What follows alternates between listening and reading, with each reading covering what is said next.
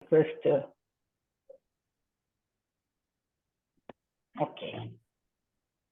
So I'd like to call upon Dr. Winston to just, start the proceedings and then ask Tanya to share some of her views with her. Dr. Winston?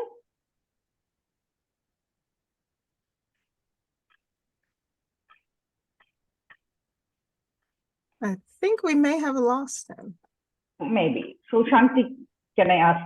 Shanti is our director learning and, backbone behind all our sessions. Dr. Winston is joining back. He's back. Great. We'll just a little bit for him. So just want to shout out to Vijay Lakshmi and Sridhar Lakshman contributors. And we call her Vijay. I think almost all the people in IGF call her Vijay. She is the past president of the Chennai chapter. And this is the second time she's contributing to a magazine. And the same holds for Sridhar Lakshman also, who's there with us. So Shanti, has Dr. Winston been able to rejoin us? Yes. Okay. There's something wrong. I think he keeps, no, he's still here. Dr. Winston is here. Dr. Winston, can I request you to start the proceedings, please? He's still on mute. He's muted, I think. Yeah, you're on mute, Dr. Winston.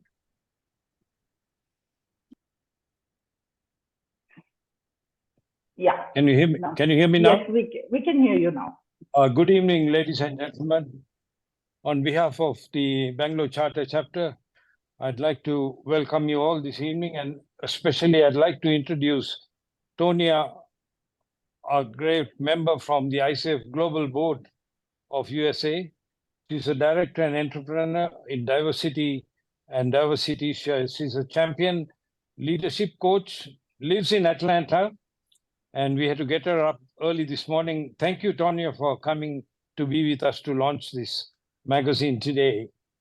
She is also consults with 40 Fortune 500 companies, and that's a great credit to her. Welcome, Tonya. Ladies and gentlemen, I'd also like to thank our great 6 authors who have contributed to our magazine today.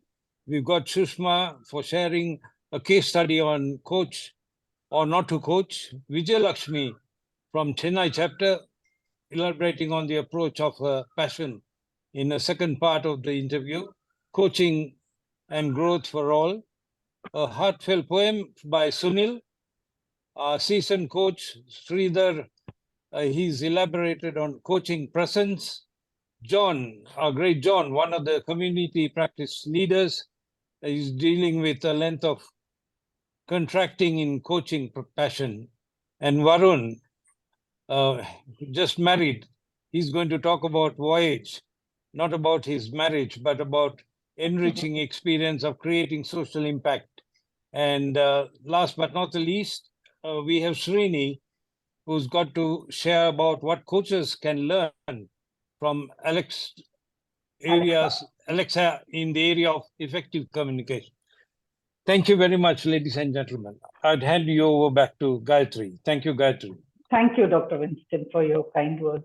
I'm going to tell a little bit more about Tanya.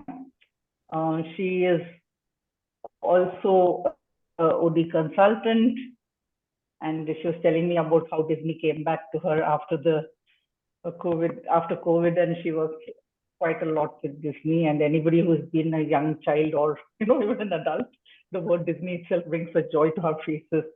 So and from what little interaction I've had with her, absolutely one of the most energetic and vivacious people I've seen. And I'd just like you to talk to us a little bit about your experience in volunteering and about writing itself. What does it mean to you? Oh, it means Good so honor. much to me. Yeah. Thank you so much. It means so much to me to be here, to be back with my friends that I got to meet a few weeks ago well, actually months ago now. Goodness, the year is almost done. But it was so inspiring to talk even then about this launch and all the work that's gone into it, because it's such a reflection of the chapter and the incredible work that the chapter does, not only in just gathering together and having meetings, but making sure you're putting information and thought and energy out into the world and into your community. So it's so important to do this kind of work, especially as members of ICF and the work that we do in our chapters, in our local communities, and we all impact the world. Part of why I got involved with ICF, that's one of the first things I did when I decided I really wanted to become a coach, is look for what is the body that is the most respected and credible in helping forward the industry, because we know, especially when we think from a global perspective, there's a lot of people out there doing lots of different things and connecting it to coaching. But that was what drew me to the ICF, is that, okay, this is the body that's actually making this incredibly credible and making sure that we are creating standards and ethics that allow us to shine above the rest, for lack of a better word. And that's why I wanted to get involved with ICF immediately, both at my local chapter and on a global level, because the work that we all do, and sometimes it feels like, wait a minute, there's a lot going on, and I have other things, and I'm busy with other things. But the thing that has brought all of us together, and all of you here, and I applaud you all for this, is that interest in supporting the industry and supporting the ICF in making the work that we do even more visible, even more impactful on the world, and getting involved ourselves. And for myself, I just really, met so many other coaches. So volunteerism has really served me probably a lot more, perhaps, than even I've served, although I've done a lot. But what I've gotten back is tenfold of meeting other coaches. And I think many of us know that coaching can sometimes be a little lonely, because we're in our offices, even though we're talking to people all the time, we aren't necessarily getting the immediate connection that we might get when we are working for other companies and out every day and in offices. So it's a great way to build our networks, and but really from there, focusing in on how we can support our communities. How do we support your local communities of being not only more engaged in the work that we do, but educating? That's one of the most powerful things we do, is to educate people around coaching, and even more importantly, to educate them about the opportunities they have to support themselves, right? As coaches, we know we don't give people advice. What we do is empower others to empower themselves to do the things that they want to do to achieve their goals. And being a part of ICF and volunteering to share our time, our talents, our gifts with other people just helps to broaden that so much. And obviously getting to understand more about the ICF itself, and continuing to find the ways that we can build for our own thought leadership, for our own sense of how we want to show up as coaches, and what's the special thing, the secret sauce, some people may say, that we all bring to the world of coaching. So being involved at the local chapter level and at the global chapter level just allows us to amplify our voices and provide support to others, not only out in our communities, but also other coaches, and give that support. And one of the, I think, biggest things we can do is to grow and develop in a way that allows us to shine our light for the sake of others. And that's so much what I think volunteering does. And it's amazing that you don't recognize how much someone coming to a meeting and getting a hello that supports someone, especially people who are still relatively new to the industry or aren't sure about, how do I want to move things forward? The more we can be there for one another, the more we can support each other, it really just lifts everyone up even higher, and it allows us to support the growth of ourselves, support the growth of our communities, and support obviously the growth of the industry. So that's kind of the baseline there. And if you have other questions, but I'll just keep talking at you. So you let me know if you want me to go. Never ask a coach to talk, because we will just keep doing it. So if there's anything else you want to add. Yeah, I had a question. I was noticing that, you do a lot of work around diversity and inclusion, but you also mentioned equity specifically. And I also think it's very important. Just throw some light on that in view of the coaching that you do. Yeah, it's so important, I think, and we know this is important as coaches. So we're talking to the people who already know this, but I think a lot of diversity, equity, inclusion work has rightfully so been around training and trying to give people a baseline knowledge and raise their general awareness around issues of diversity, equity, and inclusion. And that's where, and again, that is very valid. We want to do that. I do that as well as part of the work that I do. But coaching is so powerful in getting beyond that sort of base layer that training gives folks of terminology and concepts. And coaching allows us to work with people to understand their own biases, to see how that's impacting the choices they make. As humans, we're all biased. That is, there's just no way around it. Our brains kind of work that way. But when we allow our bias to go unchecked and we aren't having conversations with people who can support us in unpacking that and understanding where those biases are coming from and how they may be impacting our decisions and who we engage with, who we work with, who we let our children play with, right? We start to, if we don't make sure that people have an outlet to process that, that's when bias moves into much darker places of discrimination and racism and all sorts of other types of holding others back because of something simply our brain is trying to do in categorizing people. So I think coaching is a powerful tool that takes the training that's very helpful and makes it actionable and personal and customized for the individual, because that's when you can have the discussion about your own story and about the challenges you have faced, about perhaps the injustices you have visited upon others because you didn't realize that you had a position of privilege, or that you had an advantage that others didn't have, or that you weren't aware of your own biases to recognize how you were treating someone. And so that's why coaching is just that much needed additional layer of work that I feel is so vital. That yes, we want the training, we want education, we want people to read books and all of the things that everyone wants to do. But the coaching, I think, is so critical to really getting into how do we release and become aware of and release all of the things that can be driving our bias. So I also noticed that you have 45 certifications and many of them are psychological instruments, and you're also an OD consultant. So I am a little curious to know, how do you juggle between these hats? And I think many of our coaches, including me, do wear multiple hats, maybe not be as many as you do, but how do you juggle them? Yeah, it's I look at that part of my LinkedIn, I'm like, oh, that does seem a lot. It seems like I'm just all over the place. But I think really part of why I like these psychological instruments and why I'm studying as part of my doctorate neuroscience is because A, I'm a big nerd, but B, because I am really fascinated by the mechanics, the actual physiology and neuroscience of how our brains work, why we make choices the way we do. And I work in the corporate space, and it's really helpful to have some underpinning and a framework and awareness of the science behind some of the ways that we show up as leaders, the way we show up as followers, and being able to help people have that context in that the natural way that our brains work, to understand that we don't have to follow kind of sometimes what can be our more base instincts, that we have choice if we're aware that our brains are doing things and are engaging in processes and our neurons are firing together in ways that maybe we no longer want. Maybe it worked at one point, but it doesn't work now.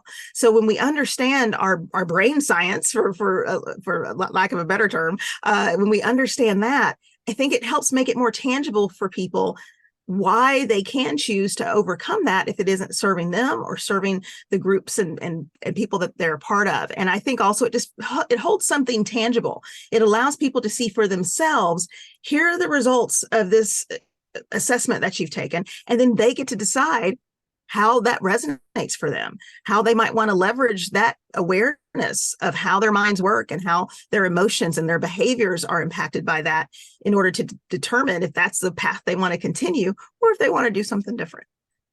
Yeah.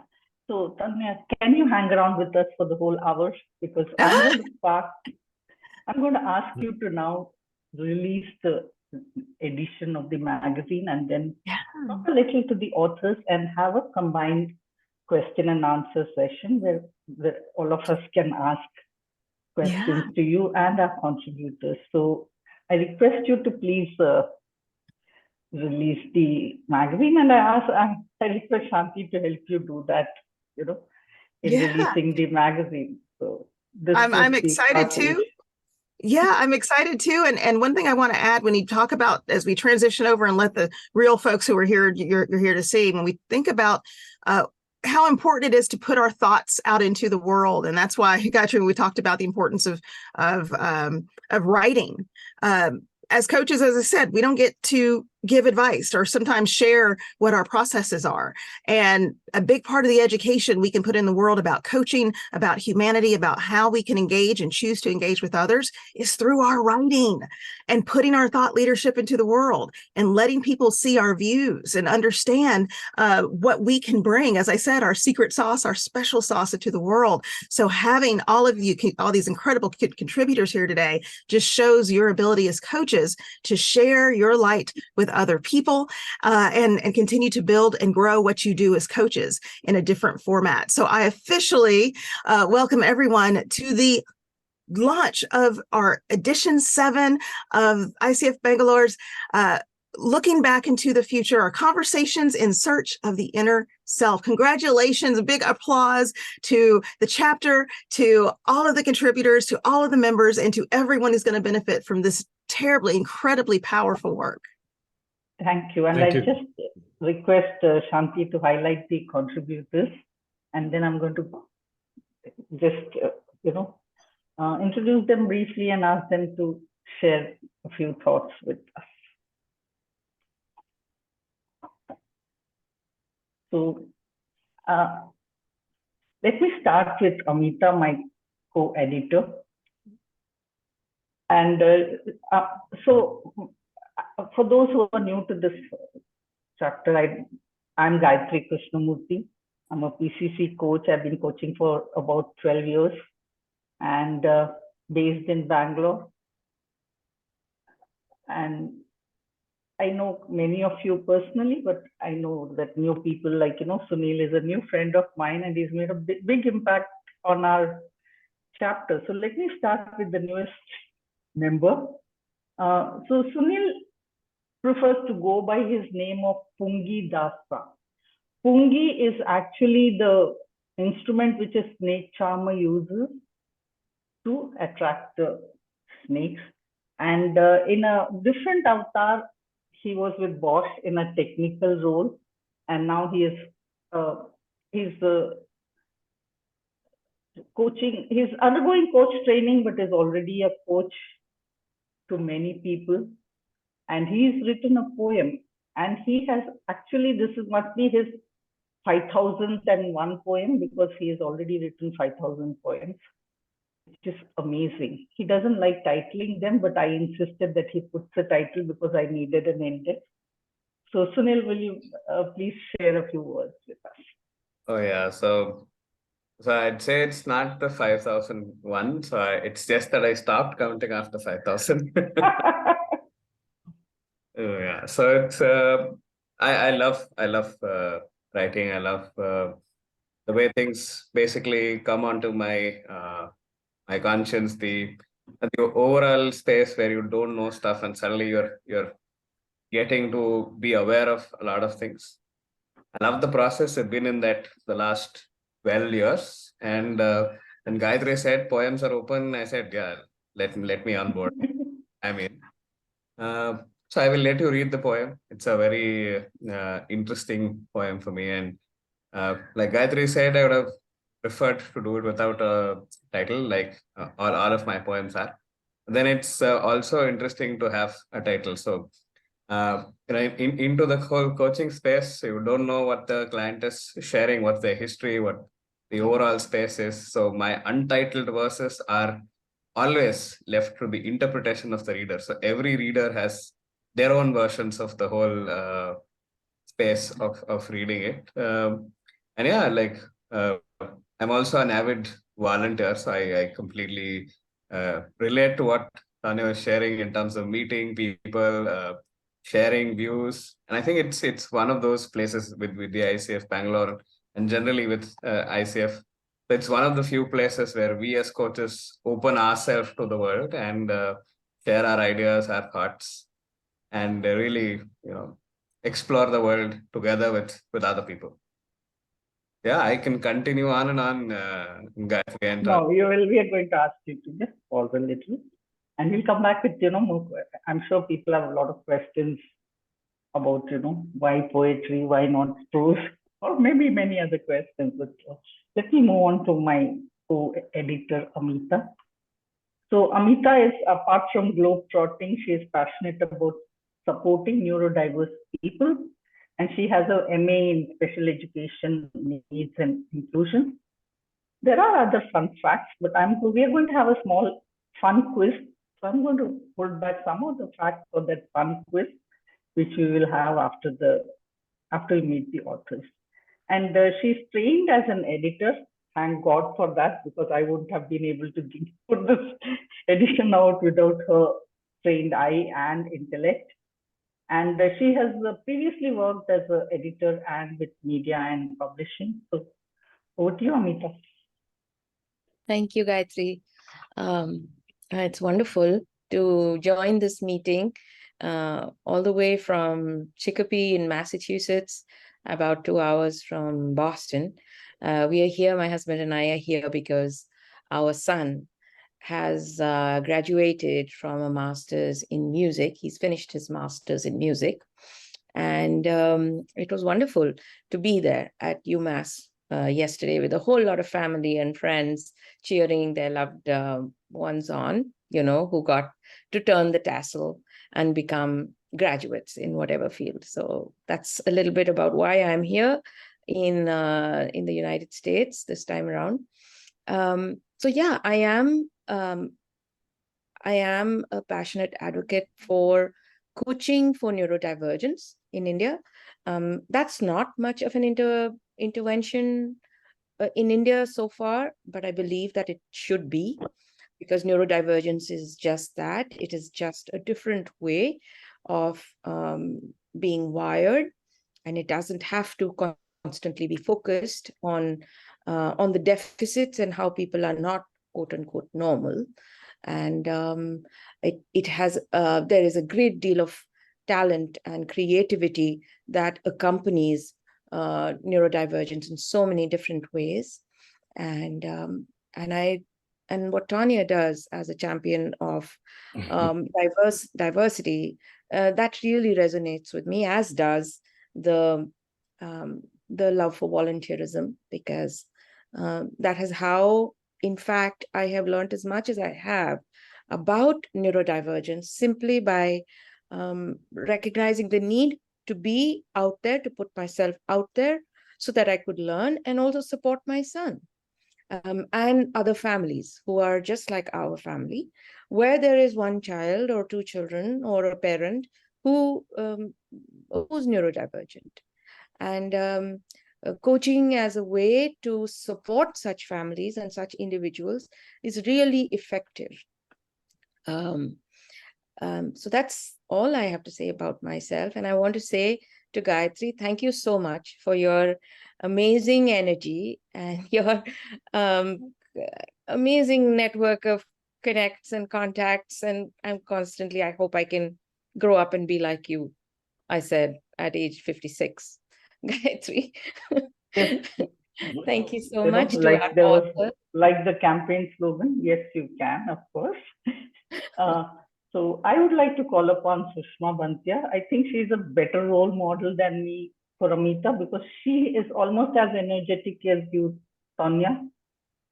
She worked and lived in US for 15 years in another avatar, and then came back to India and is a coach. And she's also a WBEX facilitator for the past few years. Recently, again, almost as many certifications as Tanya.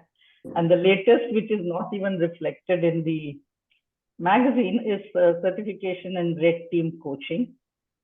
And she's a PCC and also a passionate facilitator. So when I talked of energy, she can stand on her feet for 12 hours a day and not feel tired because she loves facilitation as much as coaching. And thank you for your case study. Tell us more, Sushma. Thank you, Gayatri, and really have to thank you only because you were the one who sort of was so persuasive. I don't like to use the word push here because you were persuasive.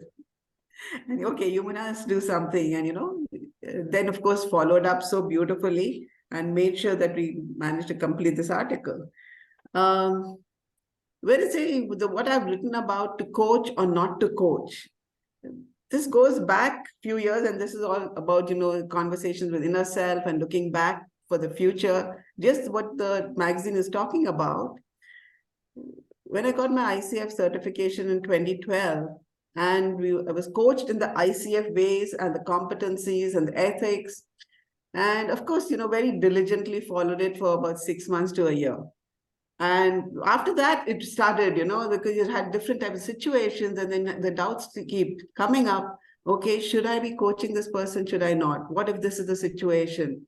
Especially the one which I wanted to share was the one where we have something between counseling, therapy, which is very clear that if somebody needs therapy, if somebody is in an emotionally disturbed state, please, send them to the trained counselor and don't do it.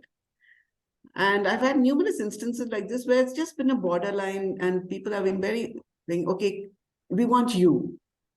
So do I continue to coach? Should I continue or not to continue? And that has always been a dilemma for me.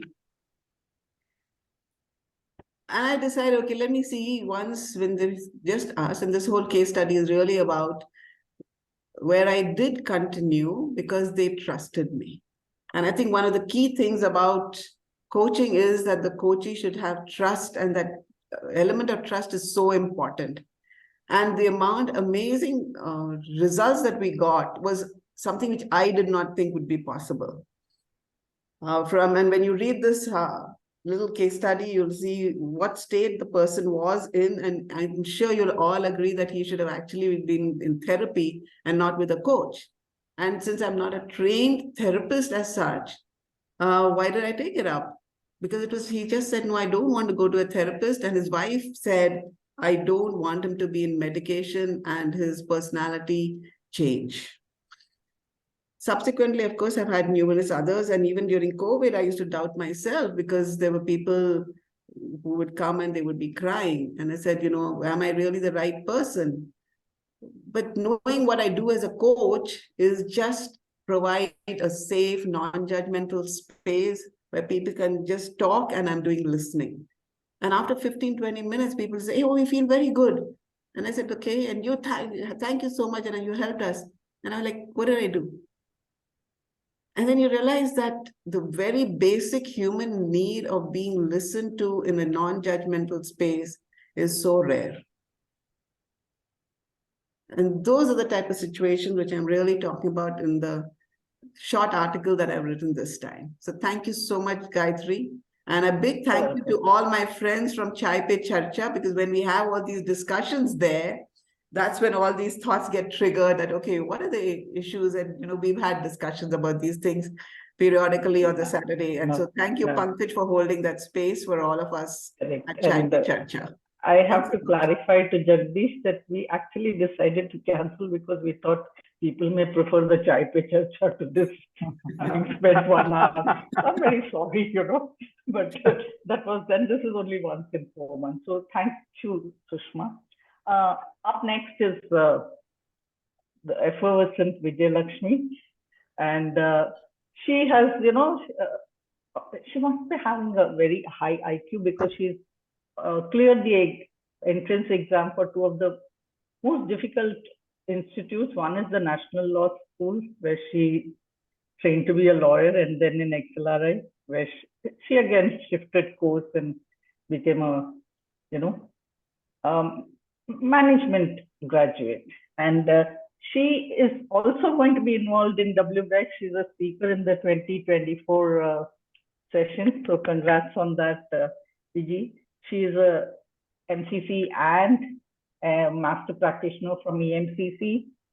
past president of Chennai chapter. She's handed it over to Raj just now. And I think a lot of people already know about the conclave which was run by the Chennai chapter, and we talked about it in our magazine edition to the 5th edition. And now we have the rest of the conversation with her. So Vijay, tell us a little bit more. So what I want to know is what is next for Vijay? That's a great question.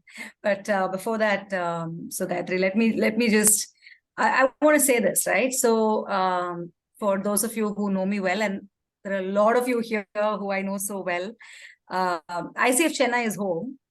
ICF Bangalore, I still can't say Bengaluru, because I have been, a Bangalore girl from the 90s. So let me say Bangalore still.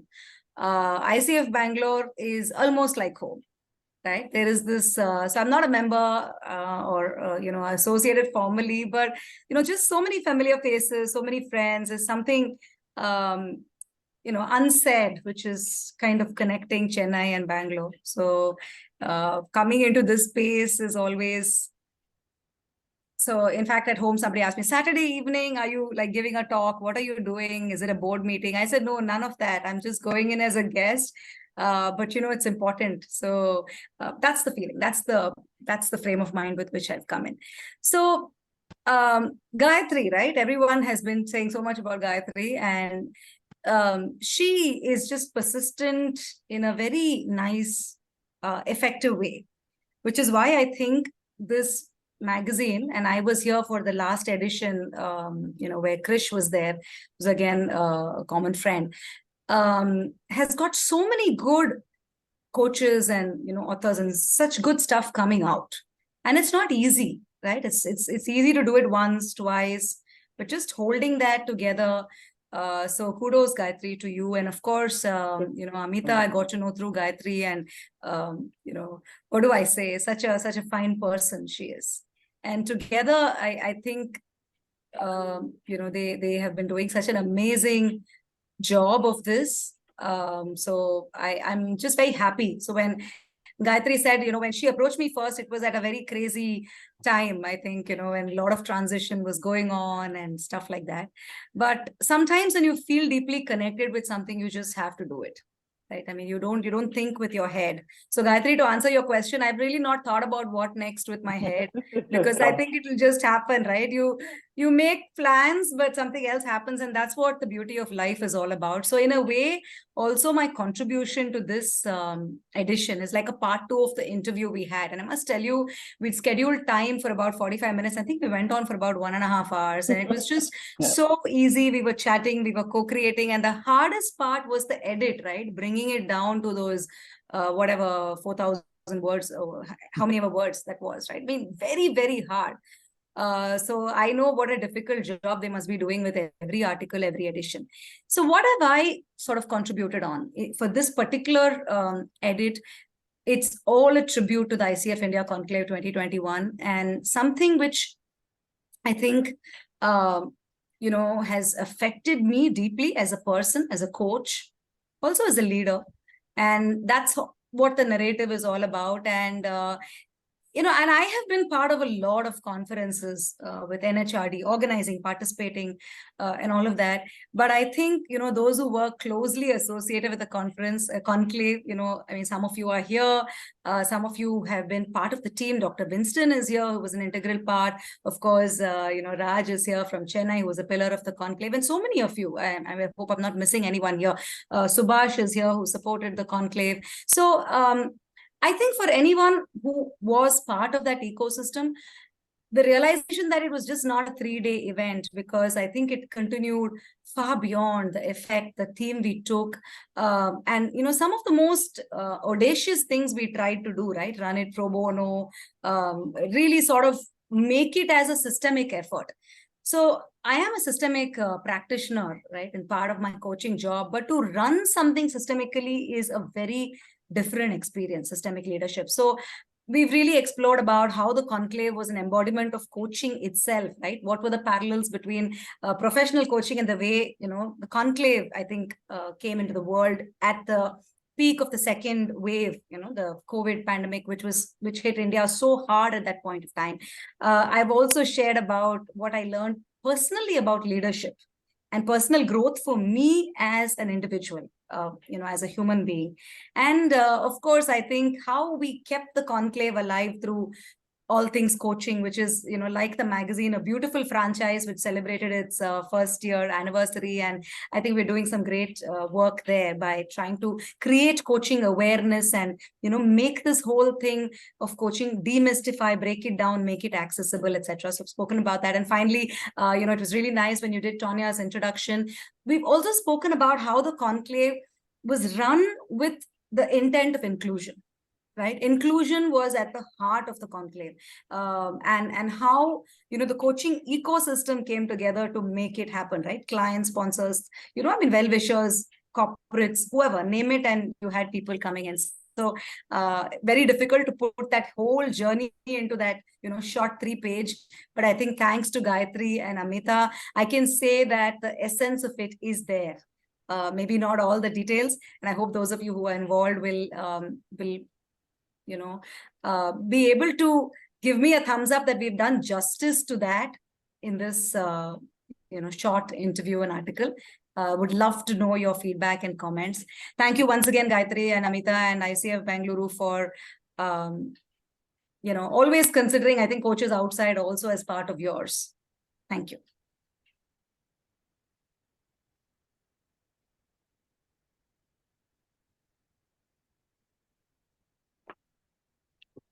Well said, Vijay. Thank you. As usual. Did we lose Gayatri? Yeah, I think it looks like her videos popped off. So as we all know, technical issues on Zoom. Yeah. We're all familiar with that. But I know who she was going to call up next. So I'm going to replace her for some time when she's back. Vidhi, are you able to turn on your video? We would love to see you. Vidhi has been our designer for the magazine. Thank you, Vidhi. If you're here. Oh, suddenly Vidhi also disappeared. There is Vidhi. So Vidhi, I'm going to spotlight you. We would love to hear from you. What happened? What transpired as you worked towards designing? Oh, that was Varun. Sorry, hold on. I'm trying to do multiple things at the same time. Take it easy. Yeah. And you're doing it very well. So no, it's good. Yeah. Wonderful. Oh, she's back. Thank you, Gayatri and Amita, for having me today. I'm just a small cog in the wheel. Congratulations to all the writers, all the words of wisdom that I got to hear today. It's enlightening to be here, actually. Like all of you, I think for me, I'm also interested in human beings, how they behave, how they function. For me, the tool is design. For you guys, it's coaching. So it's really nice collaborating with you guys. I'm just happy to be here, and congratulations on the 7th edition. And yeah, that's all I have to say. Thank you so much, Vidhi. While Gayatri is still trying to join, I'm going to call our next author, Sridhar. Thanks, Amita. Gayatri is not here, but I think I need to thank both of you. There's no two ways about it. Thank you for keeping me on track and keeping me accountable. And, I promised to contribute, but work got in the way, but I'm glad both of you were around to support. Amita, especially, in a world where language and literature and the joy of writing is sort of depleting. SMS language is taken over. It's nice to sort of interact with someone who's keeping you on course, saying, hey, your commas are not in place. It doesn't sound right. How about adding some more value? Make it shorter, make it more concise. So thank you for being there as a sort of guiding light. Truly appreciate that. Also want to thank everyone who showed up on a Saturday evening with your presence. And, our presence matters to us. It matters to those we surround ourselves with. It matters to our clients. And my thought was to sort of bring some awareness on the importance of coaching presence when we interact with our clients and how it can actually influence them. how it can sort of nudge them into safer spaces, empower them. I would use the, I've not mentioned this in my article, but I'd like to use the metaphor of, sea and sand. You have the waves crashing endlessly onto the banks of or rather the beach, which is full of sand. And I believe that our presence is like the sand. Waves from the clients keep crashing endlessly, and part of us gets eroded. We get mixed with the sea. But I think the sand or the beach is there. It's endless. In some parts, it's hard. It's very hot to walk on. In some places, it's nice and wet and comfortable to sit and watch a sunset, maybe. So the presence is there. It evokes awareness in the client. I believe our presence can be magical for our clients. I also believe that, in a manner of speaking, it's an X factor for coaches. We have the competencies, we have the certifications, we have endless reading that we do, but how we show up can make a big difference session after session after session. And I also feel somewhere our presence is not just impacting our clients, but it's making a huge difference to us in who we become as coaches. So that's what I've sort of tried to bring about in my article. I believe that coaching presence has the power to evoke awareness. It can help clients move from looking at limitations to possibilities in front of them.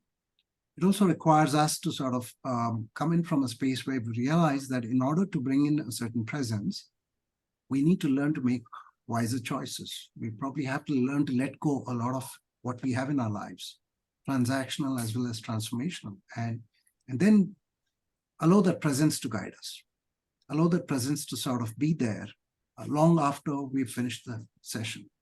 It's something that probably the clients carry back with them, and it helps them while they're away from the session to deepen the learning, bring them more perspectives, and of course, to contribute to their well-being. So I hope all of you find the article useful, insightful.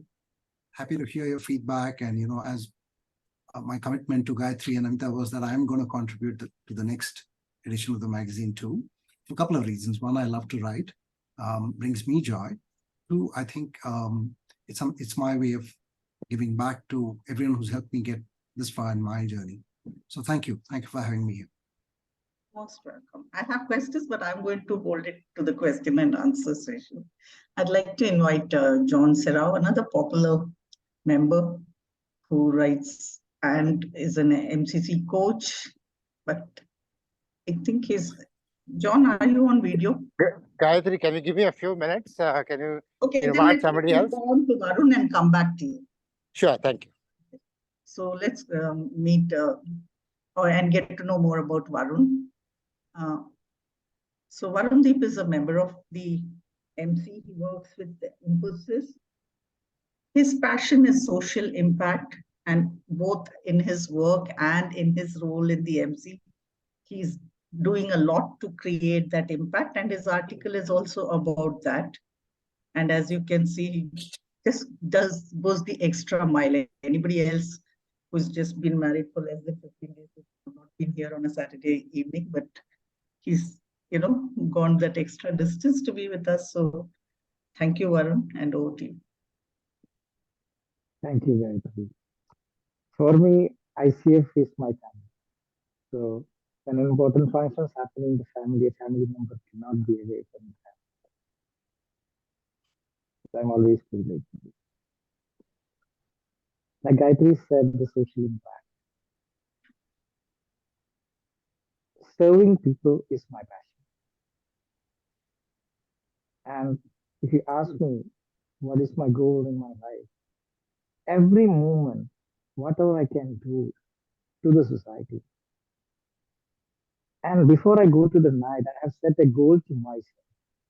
Per day goal is how many smiles I can bring, how many tears I can wipe. Unless and until at least a single digit is in my target, I'm not authorized to sleep. That is what I call it as my life is dedicated to the wounded hearts. And whatever comes in my way, my priorities won't change. That's my guy. Whatever hurdles may come, I always say that every fool knows nobody can touch the stars, but it never stops a wise man. I'm not wise though, but I still try. And I was always trying because what makes me to bring to the coaching industry, when I was working as a psychologist and a counselor, because of my passion, I was able to wipe a lot of tears and had wounded hearts. But there is a lot of stigma, especially in India. When you say that I want to go to a counselor, there are always eyebrows will say, counselor? Are you mad? So I always believe that every individual need a vending out. You may be the expert in your field, you may be the old enough with your expertise, you might be a retired person, you might have 3 decades of experience. But if I say that if you are a human being, at least one point of life, you need a vending. Yeah, And vending, I I just do have to, I have to tell you, you make us feel very embarrassed, with your passion for social impact.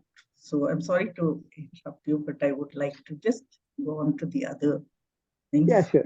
And I would like all of you to read this article because a lot of work, mostly, shouldered by Varun, has been done. So I call upon John. Are you ready? Yes, I am. Just if you want 2 more minutes, I will give you a few more minutes, and I'll call upon last. I mean, he would have been the last, but not this time. Srinivas Nagappa from our Bombay chapter. Let me tell you a little bit about Srinivas. He's also been CEO internationally, nationally, and now he's a CEO coach. And again, two really prestigious institutes of which he is an alumni. One is St. Stephen's and the other is IIM Ahmedabad. Personally, I know when I have anything about business, Srinivas is the person I go to, and somehow he finds time for that little advice. And he's written before, and he has written about, when we talked about this, looking back to design the future, what we meant was we learn from the case studies, etc. And Srinivas' article is how to leverage the future. Over to you, Srinivas. Thank you very much, Gayatri, and right at the outset, thanks to ICF Bengaluru, Amita, Gayatri, and Shanti. And thanks to all the 26 others that we have here for coming in on Saturday evening. I just have written a little bit about communication because my belief is that communication is what makes the world go round. I run distance. So when I run long distance, I keep talking to myself. Yeah. I mean, I know clinically there might be other issues there, but yes, I talk to myself when I run long distance. And I believe that, that's where I've sort of helped my own communication. Of course, that's to be seen. I remember this quote where somebody said that, um, in a slightly different context. He is a self-made person. Unfortunately, he did not have a very good teacher. So sometimes when I think about communication, I'm pretty much referring to myself. But I also look at the fact that people like Warren Buffett and so on have clearly said that, one of the big things they look for in business leaders is how can you get across your ideas? How can you communicate? And I just decided to pick up this little bit and talk about it in more topical manner, the value of communication.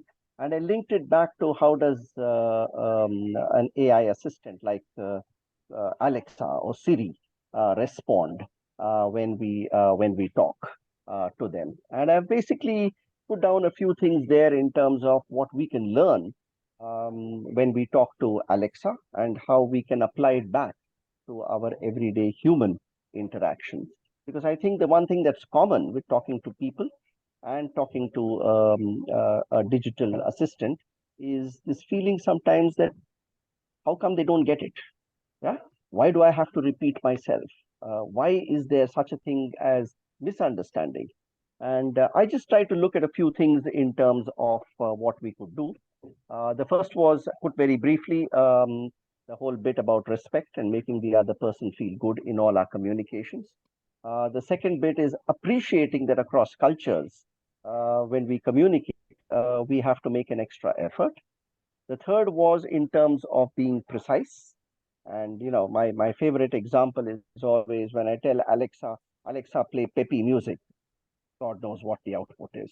When I say get a little more precise and say, hey, play English hip hop, yeah, I get a little better, but not quite there. But when I actually tell Alexa, play Anywhere by Rita Ora, I know exactly what I'm going to get, right?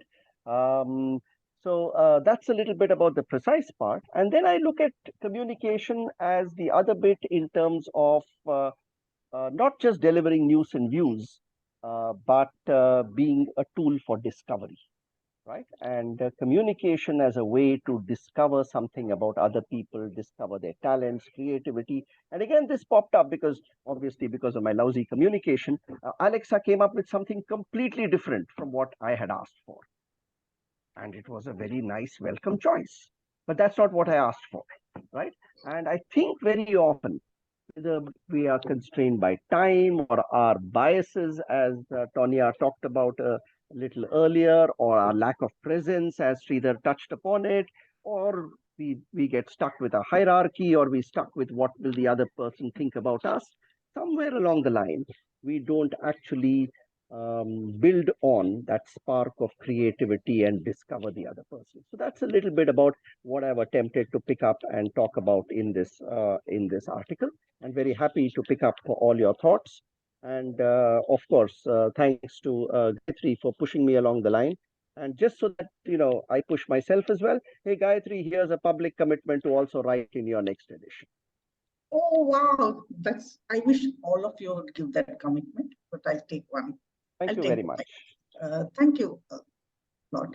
I'm going to go to John, oh, there he is on the video. Fantastic. So John is another person who has, shifted gears from a very technical function into the coaching space. He's worked nationally and internationally, been in the US for about 20 years and come back. And apart from being an MCC, correct me if I'm wrong, your passion is mentor coaching, and he runs the community of practice for mentor coaching for Bangalore chapter, and it has taken off amazingly well. And we are hoping that more of you can also join that COP. And a very articulate person, and some fun facts about you in the quiz. But right now, over to you. Thank you. Gayatri, thank you. And Amita, for having me write in this edition. I was actually driving because I was with 7 young women and 2 men doing a coach training program. This is the pro bono program that I run for women. And so we were out about 50 kilometers from Bangalore in a very serene place, and we spent 2 wonderful days there. So I was just heading back, and that's why I was not able to be on video. So my apologies. The article that I have written is on contracting from a coaching context, and this is contracting in sessions. And one of the things that I find, as for all of us coaches, and me included, that we often struggle to land on what the ICF PCC markers are between 3.1 and 3.4. And somehow we struggle there. And if I think about contracting, it is akin to airing out or coming out or taking those issues off the table that you struggle with in a contract, in a legal contract of sorts. And we extend that in a coaching conversation. And how do we get that clarity so that as we explore with our clients, we have the guardrails within which to conduct that conversation. And so my attempt was really to share a few pointers there of how we as coaches can embrace the ICF coaching competencies and the markers that tell us whether we have landed there in a way that is conversational and in a way that brings out the best in our clients. And that's my attempt. And I hope have a read it, and if you have any feedback, happy to share it with me. I'm happy to continue to learn more. So I'm going to stop here in the interest of time. Thank you. Yeah. So since John has mentioned this, when you go through the magazine, the email IDs and the LinkedIn profiles of all our authors are there in the magazine itself. Please reach out to the authors if you have more feedback. They would love it and we would love it. So now we go to the fun time.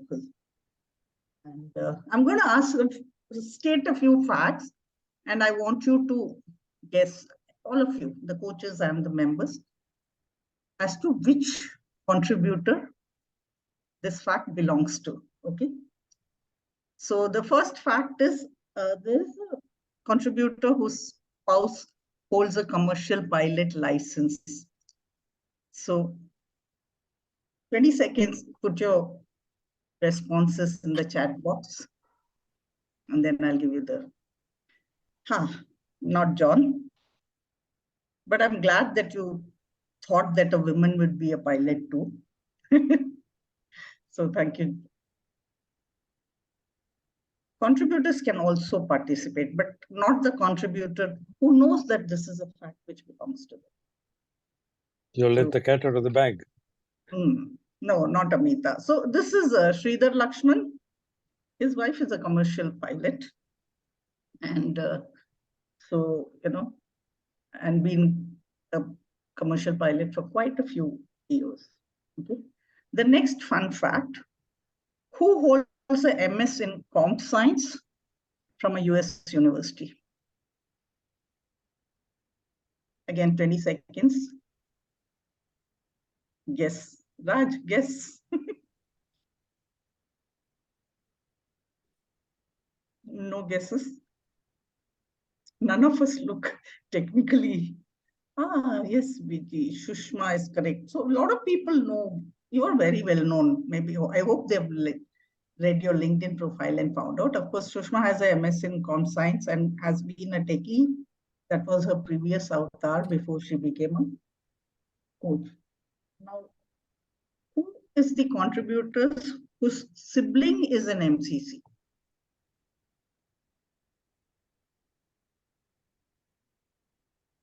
Yes, everyone knows. Yeah, Leela John's sister is also an MCC. And who has worked in China and can speak Mandarin?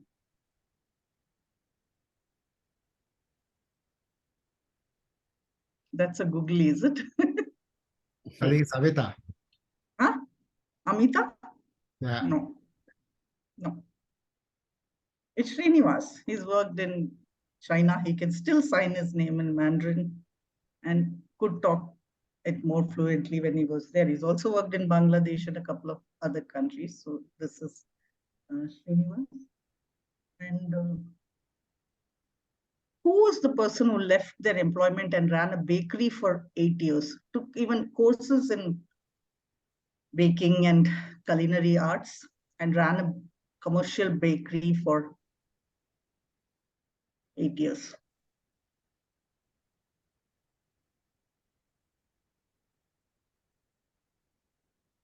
Yeah, the answer is there in the chat. You can just read it.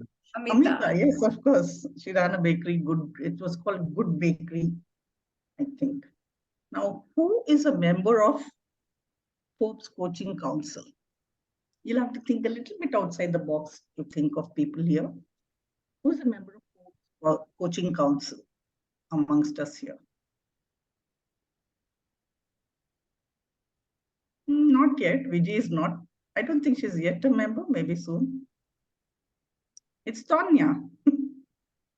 She's a member of Forbes Coaching Council and has written articles over there. Who amongst us is known to be a big prankster?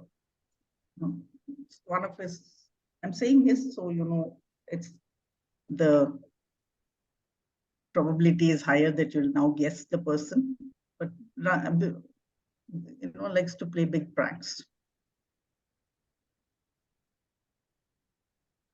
Yeah, Sunil Pungi Dasa. Apparently the name Pungi is also something to do with a prank, because you play it and make it look like, you know, the sound is what is attracting the snake, whereas it's your movement which is attracting the snakes. And that's why he took that name. And that's what he told me.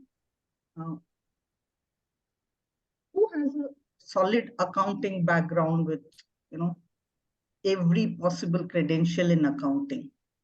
John. Hmm? John is the John is the John, CMA. John is right. By the way, Tonya also has a basic degree in accounting and has worked in that function for a long time. So, you know, business acumen plus coaching presence, it's a difficult combination to have. But, you know, there are certain people like John and Tonya who got that combination. There are a couple of people who have published authors. Can you guess? We Can't couldn't hear hear that you, one, guys. Patrick. Couldn't hear that one. We couldn't We hear you. can't hear you. No, it's Sunil and Varun. We couldn't hear you. We actually didn't hear you, Gayatri. I said, who is a published author, written books and published at least one book? Jagdish. Yeah, among the contributors. Jagdish, of course, I introduced him as a well-known. Yeah, among the contributors. Not Srinivas. Varun, yes. And Sunil has published books of poems. Okay. That is, and who started their career in, you know, basic career in advertising and marketing?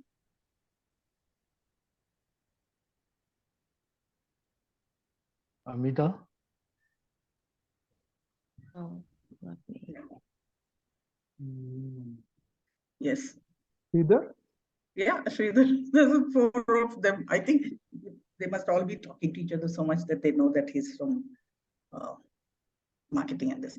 I'm going to open out. Tanya has kindly agreed to stay on for 5 more minutes. So I'm going, if you people can also stay on for 5 more minutes, I'm going to open it out for questions. So since Tanya has, you know, taken off on a Saturday and come here, maybe we can address our questions to Tanya first. And we also want to take a photo. So for folks who are off camera, if we could, if you're able to, we want to take a photo too. We always work with our clients to celebrate our successes. And sometimes we forget to do that ourselves. So we'll take a photo before we leave. So I'm going to ask. I can take the photo. I'll take the photo. I gotta pay for myself. So as everybody's, once you're all ready, let me know, but happy to answer any questions while we're getting everybody online. All right, you all look photo ready. Anyone else who wants to come online before we take the group photo? Pop up now. We'll give you a few seconds here because I want to take the photo. So everyone be your beautiful selves. And I'm going to take a photo really quickly. I'll count to 3. So everyone start to smile and look directly at the camera, not down here. We're going to look here. And everyone, 3, 2, 1. Jeez. All right, very good. Look at all of these attractive people. We love it. Great.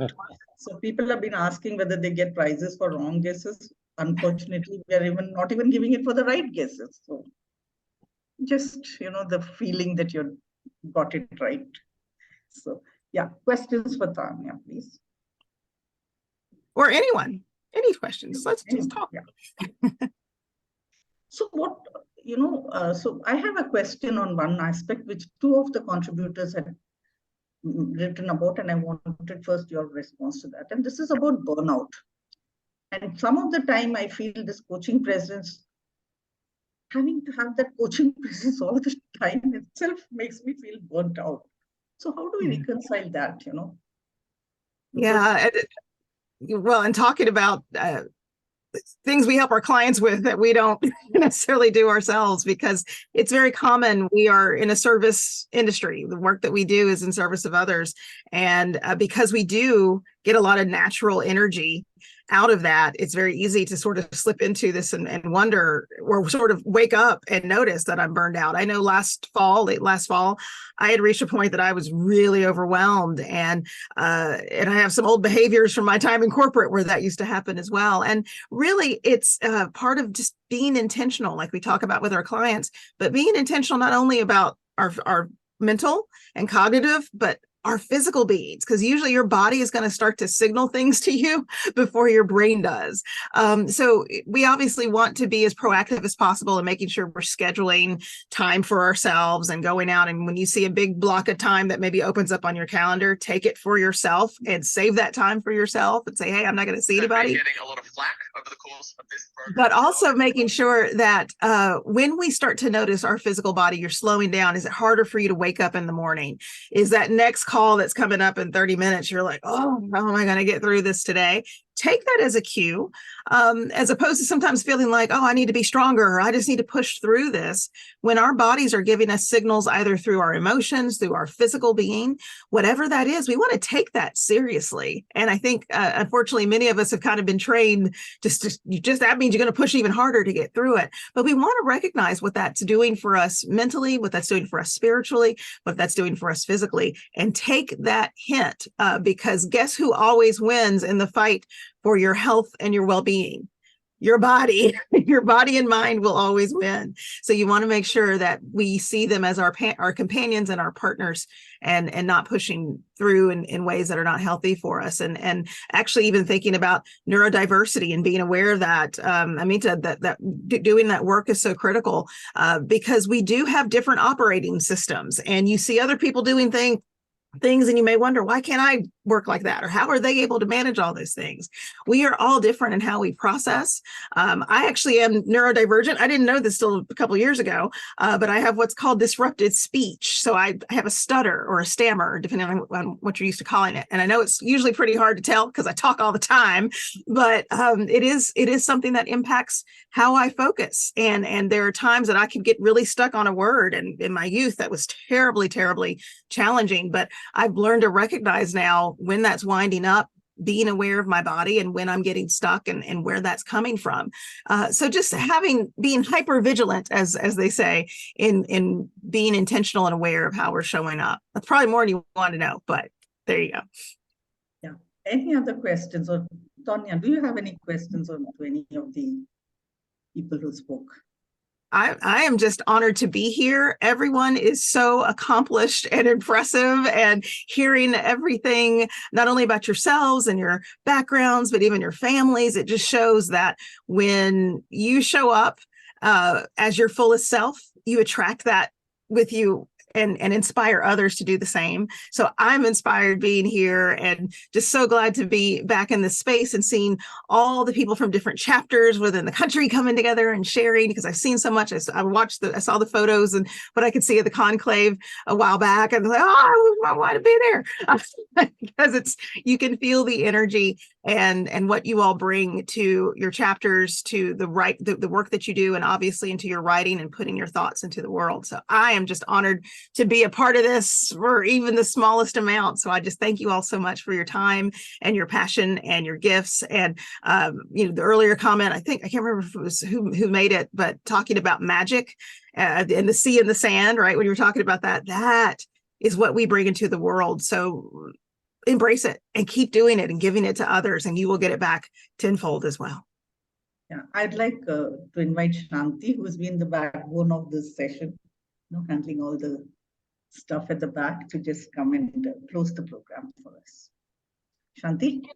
This was a fun experience. Normally I have to ask people, can you do this? And then I miss listening in. I think just spotlighting people, I was able to listen and be present through the session. This was fun. Thank you for giving me this opportunity.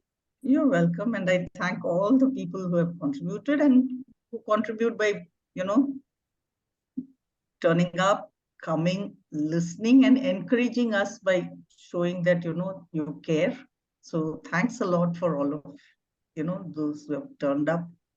And as usual, a request that please write for the next edition. It's due in 4 months, but it's going to be very soon. So please do write, and we can have, it's a digital edition. We can have as many articles as you can write. So thanks a lot. And thanks a lot, Tanya. And hope to have you again in our midst, maybe in a longer program. So thanks a lot. I'll show up anytime y'all ask me. We will. Don't make up, we do take people up on such promises very seriously. So yes, thank you. Thank you. Thank you, everyone. Thank you, Tanya. All right, Bye. thank you, everyone. Thank you. Have a great rest of your weekend. Bye. Bye-bye. Bye. Bye, everybody. Bye, everyone.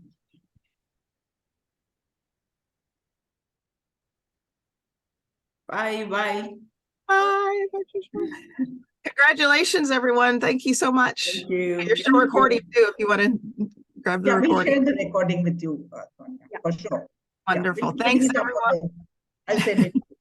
Thanks.